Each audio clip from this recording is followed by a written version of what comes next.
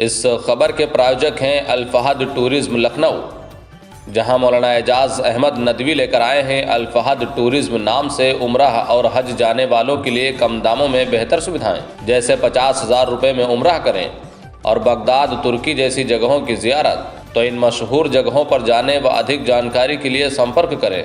हमारा संपर्क सूत्र है 9519048805 और हमारा दूसरा संपर्क सूत्र है 8840521040।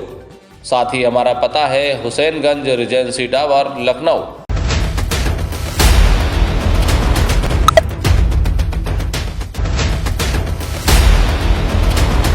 नमस्कार, मैं हूं नफीस अहमद और आप देख रहे हैं न्यूज़ 9 लाइव टीवी। मैं इस वक्त मौजूद हूं सीतापुर के कस्बा तंबोर में और हमारे साथ इस वक्त मौजूद हैं तंबोर सामुदायिक स्वास्थ्य केंद्र के अधीक्षक डॉक्टर मनोज कुमार जी, जिनसे हम वायरल बीमारियों से जुड़े तमाम मुद्दों पर बातचीत करेंगे। सबसे पहले तो आपका बहुत बहुत स्वागत है न्यूज़ 9 लाइव टीवी में। धन्यवाद नफीस भाई। सर, हम आपसे जानना चाहेंगे कि आप देख रहे होंगे आपके ही सीएचसी में लंबी कतारें लगी हैं, आखिर वो कौन सी बीमारी है जिसमें अब लोग मुब्तला हो गए हैं? अभी पिछले महीने से इतना टेम्परेचर का वेरिएशन हुआ है और इतना टेम्परेचर बढ़ा है, तो ये पहले से भी फोरकास्ट था कि हीट वेव आएगा। और जैसे हम लोग देख रहे हैं कि इतनी भयंकर गर्मी पड़ रही है, इतनी भयानक गर्मी पड़ने से हम लोग का शरीर का तापमान होता क्या है कि हम लोग का शरीर का जो सामान्यतः तापमान होता है 37 डिग्री टेम्परेचर होता है। और अगर हम अभी इन्वायरमेंट के टेम्परेचर की बात करें तो ऑलमोस्ट 44-45 जा रहा है। तो इस कंडीशन में क्या होता है कि अगर हम धूप से बाहर निकलें, अगर अनप्रोटेक्टिव, अगर कोई पूरा फुल बाहें का कपड़ा ना पहने, सिर पे कपड़ा ना रखें, सब सफ़ेद कपड़ा ना रखें, तो होता क्या है कि धीरे धीरे बॉडी का टेम्परेचर, कोर टेम्परेचर कहते हैं, जो अंदरूनी टेम्परेचर जो होता है, अंग का जो टेम्परेचर होता है, वो बढ़ता जाता है। और उसके बढ़ने से फिर होता क्या है कि खून का जो जमाव है वो बढ़ने लगता है।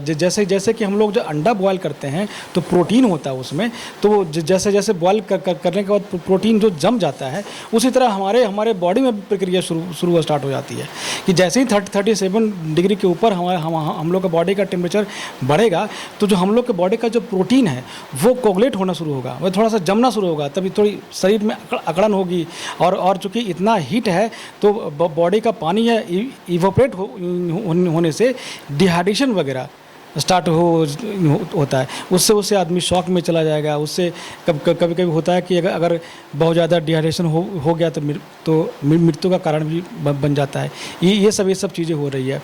इसमें ध्यान ये रखना है हम लोगों को कि जब भी हम बाहर निकले तो अगर सन ग्लास वगैरह पहन सकते हैं तो सन ग्लास पहने। सफ़ेद कपड़ा जो है पूरा फुल बाहें का सर पे ढक कर चले। पानी की बोतल अपने पास रखें। और अगर हो सके तो हमारे यहाँ से अस्पतालों में ORS वगैरह मुफ्त बंट रहा है, तो अगर ORS यहाँ से अवेलेबल हो, अगर कर सकते हैं आप लोग, तो बिल्कुल हम लोग पास अवेलेबल है। वो घोल कर 1 लीटर पानी में पूरा 1 पैकेट का आता है, मात्रा होती है उसकी, वो घोल कर अपने पास रखें और धीरे धीरे करके उसको घूंट करके पीते रहें। वो चीज़ है। छतरी लेकर चल सकते हैं, ठीक है। पर्याप्त खाने के लिए जैसे भोजन है तो भोजन में बासी भोजन बहुत ज़्यादा तेल मसाला मीठा नमकीन ना खाएं। जो पानी वाला फूड अभी चल रहा है, जैसे खरबूजा वगैरह है, तरबूज वगैरह, जिसमें प्रचुर मात्रा में पानी है, प्रचुर मात्रा में इलेक्ट्रोलाइट भरा पड़ा है, हम लोग वो ज़्यादा सेवन करें। खीरे का सेवन करें, सलाद का सेवन करें ज़्यादा। खाने पे अन्न को थोड़ा सा हम कम कर दें, तो इन सब चीज़ों से बचाव हो सकता है। और दूसरी चीज़ ये कि इस कंडीशन में होता क्या है कि लोगों को प्यास बहुत ज़्यादा लगती है, तो लोग ठंडे पानी की ओर दौड़ते हैं, फ्रीज की पानी की ओर दौड़ते हैं। तो मैं तो ये कहूँगा जनवासियों को कि ठंडे पानी की तरफ ना जाकर, फ्रिज के पानी की तरफ ना जाकर, आप नेचुरल वे पे स्टार्ट करें। जैसे आप घड़ा रख सकते हैं, मिट्टी का घड़े में पानी रख सकते हैं, ताकि आपका जैसे मिट्टी का एक बहुत बढ़िया सोर्स होता है कि मिट्टी का जो एक प्रॉपर्टी है कि आप शुद्ध पानी, जो अशुद्ध पानी है उसमें आप डालेंगे, उसमें मिनरल्स वगैरह भी कम होता है। तो मिट्टी क्या करता है कि जो कमियां होती है पानी में वो खींचकर वो पानी में डाल देता है, और जो अशुद्धियाँ होती है वो अपने आप खींच लेता है। तो वो एक तरह से वो नेचुरल वाटर प्यूरीफायर के साथ साथ ये बहुत अच्छा जल को ठंडा भी करता है। तो आप अगर ठंडा पीने के आदी हैं तो वैसे पानी पी सकते हैं, लेकिन फ्रिज के पानी से बचें। और कोशिश करें ये कि जैसे गर्मी से जाएं तो थोड़ी देर बैठ लें आराम से, ठीक, उसके बाद पानी का सेवन करें। जनरली देखने में आया है कि लोग सब ठंडे पानी का सेवन करना शुरू कर देते हैं, तो उससे फेरिंजाइटिस वगैरह, वायरल वगैरह, फीवर वगैरह वैसे पेशेंट हमारे उसमें आ रहे हैं ओपीडी में, और भरपूर मात्रा में आ रहे हैं, जिनको पता है कि हम ठंडा पानी पिएंगे, लेकिन इतनी ठंड, इतनी गर्मी है, उसके चक्कर में वो ज्ञान के चक्कर में, नॉलेज के चक्कर में, नॉलेज नहीं है तो उसके चक्कर में ठंडा पानी, आइसक्रीम वगैरह खूब खा रहे हैं। तो थोड़ा सा इन सब चीज़ों से बचना चाहिए जो ज़्यादा। सर, हम ये जानना चाहेंगे कि आपके वहाँ जो लंबी कतारें लग रही हैं इस वक्त, ज़्यादा से ज़्यादा पेशेंट आपके वहाँ आ रहे हैं, इसमें सबसे ज़्यादा किस चीज़ से पीड़ित पेशेंट हैं? नवीद भाई, हम लोग के यहाँ जो आ रहे हैं वो जनरल पेशेंट सब हैं। तो जो बच्चे आ रहे हैं वो लूज मोशन से आ रहे हैं, डिहाइड्रेटेड आ रहे हैं, बिल्कुल पानी की कमी हो जा रही उनको तत्काल।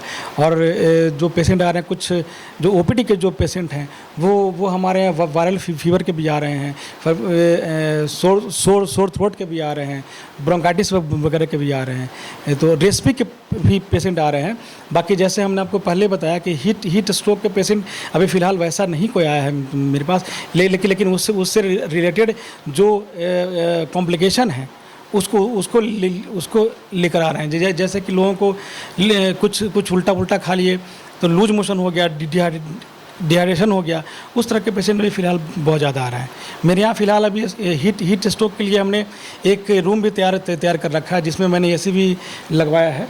और ये ऊपर से गाइडलाइन भी थी हमें सरकार की तरफ से कि आप एक ऐसा रूम बनाएं जिसका जो बाहर का एनवायरनमेंट है और अंदर का एनवायरनमेंट जो टेम्परेचर है वो थोड़ा सा नॉर्मल रहे, ताकि अगर कोई हीट स्ट्रोक का पेशेंट आता है तो उसको ट्रीटमेंट करने में आसानी हो। अगर हम मलेरिया और डेंगू की बात करें तो अभी तक कोई ऐसे पेशेंट आपके सामने आए हैं जो मलेरिया और डेंगू के पीड़ित हैं? मलेरिया के पेशेंट कुछ निकले हैं, ठीक है, बाकी डेंगू के अभी केसेस मेरे यहाँ नहीं हैं। मलेरिया के पेशेंट कुछ आए हैं, बट वो सीरियस नहीं है, वो मैनेज सीसी पे होकर अपना वो डिस्चार्ज होकर चले गए। जिस तरह से अभी आपने मलेरिया के पेशेंट बताया कि कुछ आए हैं यहाँ पर, वो नगर के पेशेंट हैं या फिर किसी ग्रामीण इलाके? नहीं, नगर के पेशेंट ज़्यादा नहीं है, ये टोटल ऑल ओवर पूरे ब्लॉक के हैं पेशेंट हैं, क्योंकि सब मिलाकर डाटा तो मुझे अभी याद नहीं है कितना डाटा है, बट ये ज़्यादा अभी फैला नहीं है मलेरिया। कुछ पेशेंट तो आ रहे हैं, कुछ पेशेंट रूरल के, जैसे जो नदी के साइड के पेशेंट हैं वो भी कुछ आए हैं, बट उनको उधर जहाँ पेशेंट मुझे निकल रहे हैं कि मलेरिया के पेशेंट कुछ है, तो वहाँ हम एक टीम भी भेजकर सर्वे भी करा रहे हैं। तो बहुत ज़्यादा पेशेंट मेरे पास नहीं है, कि या तो पेशेंट 1-2 पेशेंट आए हैं, बहुत वैसा फैला हुआ कुछ एपिडेमिक टाइप का कुछ नहीं है मलेरिया में। जिस तरह से लगातार मरीजों की संख्या बढ़ रही है CHC में, कहीं ऐसा तो नहीं है कि जो पिछले दिन जा चुके हैं, जिस तरह से पहले लंबी कतारें लगी थी और लोग ज़्यादातर बुखार से पीड़ित थे, कहीं वो पुराने दिन तो नहीं आने वाले हैं? नहीं, फ़िलहाल तो वैसा नहीं लग रहा है, क्योंकि कुछ सुविधाएं हमने बढ़ाई है, तो जनरल पेशेंट भी हैं, ऐसा नहीं है। जनरल पेशेंट की भीड़ है। तो पहले एक्चुअली मैं बड़ाई नहीं करना चाहता, पहले दवाइयाँ बहुत कम मिलती थी, तो हमने बढ़ाया है उसको कि किसी पेशेंट को प्रचुर मात्रा में दवाई मिले, उसे बाहर की दवाई लेनी ना पड़े। तो हो सकता है मे भी पॉसिबल कि भीड़ ओपीडी की भीड़ आई है वैसा, बट एकदम से ऐसा हम नहीं कह सकते कि मलेरिया का पेशेंट ज़्यादा आ गया या फिर डेंगू फैला है। इस तरह से अभी फ़िलहाल अभी मेरे यहाँ नहीं है। अगर पिछले जैसी समस्याएं उत्पन्न होती हैं और पिछले जैसा माहौल देखने को मिलता है, तो आपकी तरफ से उसके लिए क्या व्यवस्थाएं की गई हैं? अगर पिछले सेशन में डेंगू के पेशेंट मेरे पास बहुत थे। हमने मेरे पास 20 बेड का वार्ड भी है, प्लस 20 प्लस, हालांकि 30 बेड टोटल मिला के मेरे पास हैं। पिछले सेशन में हुआ था क्या कि टोटल 20 बेड 20 से 25 पेशेंट 24 आवर एडमिट रहते थे। इस बार की तैयारी मेरी ये है, जो मेरे पास जो वार्ड है उसकी वो बिल्कुल प्रॉपर कंप्लीट करके रखा हुआ है। अगर मुझे जब भी ज़रूरत होगी तो वो उस वार्ड का उपयोग हम उन सब पेशेंट के लिए करेंगे। पिछले बार चूँकि वार्ड खुलवाया गया था तब कुछ सुविधाएं नहीं थी मेरे पास, जैसे लाइट की व्यवस्था नहीं थी उस समय, पंखे की व्यवस्था नहीं थी। इस बार हमने लाइट पंखे की व्यवस्था सब करवा दी है, और अगर ज़रूरत पड़े तो मैं उस वार्ड में भी एसी की व्यवस्था करवाने की कोशिश करूँगा। फिलहाल एक वार्ड में तो मेरा एसी लगा हुआ है। अगर रूम से हट के हम दवाइयों की बात करें तो अगर डेंगू मलेरिया आपके वहाँ कोई निकल रहा है, इस तरह का कोई पॉजिटिव पेशेंट है, तो उसके लिए क्या व्यवस्थाएं? मेरे पास पर्याप्त दवाइयाँ भी हैं डेंगू की भी। अगर डेंगू किसी को निकलता है, अगर प्लेटलेट्स वगैरह बहुत ज़्यादा कम जाता है तो उसके लिए तो मुझे डिस्ट्रिक्ट के लिए भेजना पड़ेगा, क्योंकि उसकी सुविधा मेरे यहाँ नहीं है कि हम प्लेटलेट्स जो है इन्फ्यूज़न की व्यवस्था मेरे यहाँ नहीं है। लेकिन जब तक जो प्लेटलेट्स बिल्कुल डाउन ना हो जाए तब तक की सारी दवाइयाँ मेरे पास पर्याप्त रखी है। और इस बार पिछले बार मेरे पास व्यवस्था मच्छरदानी की नहीं थी। इस बार हमने मच्छरदानी की भी 20 मच्छरदानी का भी व्यवस्था कर रखा है, तो 20 वार्ड पे मच्छरदानी रहेगी। अगर पिछले जैसा माहौल है वैसा कुछ होता है तो सारी व्यवस्था मेरे पास है। आपने अभी टेम्परेचर की बात की कि गर्मी बहुत अधिक है। अगर गर्मी इसी तरह से बरकरार रही तो जो हृदय रोगी हैं उनको किस तरह से बचाव करना चाहिए? देखिए, जो हृदय रोगी हैं उनको तो पहले अपने कोई भी ऐसा काम ना करें जो बहुत ज़्यादा हरासमेंट का काम है।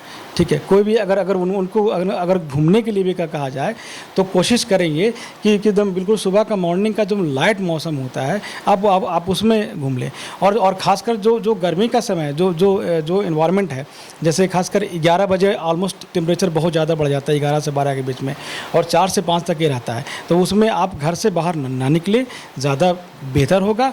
और बीपी वगैरह रेगुलर चेक कराते रहें आप।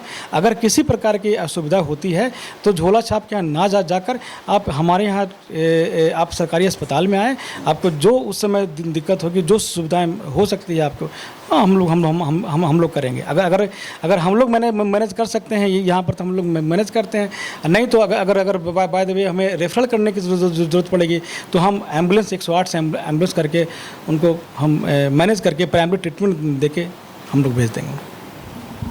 उन लोगों के लिए क्या संदेश और क्या मैसेज देना चाहेंगे जिन लोगों के दिमाग में भरा है कि सरकारी अस्पताल में ना तो अंदर से दवाई मिलती है और ना तो बेहतर इलाज होता है? नहीं, ये चीज़ क्या न्यूज़ आपका अभी है या फिर पहले की शिकायत है? अगर ये 6 महीना पहले की शिकायत है तब तो ये आपका शिकायत पुरानी हो चुकी है। इधर अगर शिकायत है तो मैं आप लोगों से बताना चाहता हूँ कि मेरे यहाँ पर्याप्त दवाइयाँ हैं। हो सकता हो कि कोई दवा किसी समय शॉर्टेज हो रही हो तो आप हमें इन्फॉर्म कर दें। मेरा नंबर सभी जगह फ्लैश है कि अगर किसी प्रकार की असुविधा आपकी होती है, आपको मेडिसिन मिलने में, चाहे इवन मैं इतना भी कर रहा हूँ कि यहाँ पर अस्पताल में अगर किसी प्रकार का पैसा लिया जाता है आपको, तो आप मुझे इन्फॉर्म कर दें। तो ये हमारे साथ तंबोर सामुदायिक स्वास्थ्य केंद्र के अधीक्षक डॉक्टर मनोज कुमार जी थे। के लिए आपका हमसे बातचीत करने के लिए बहुत बहुत शुक्रिया। कैमरा पर्सन मोहम्मद इश्तियाक के साथ मैं Nafees Ahmad, team news 9 live TV, Sitapur.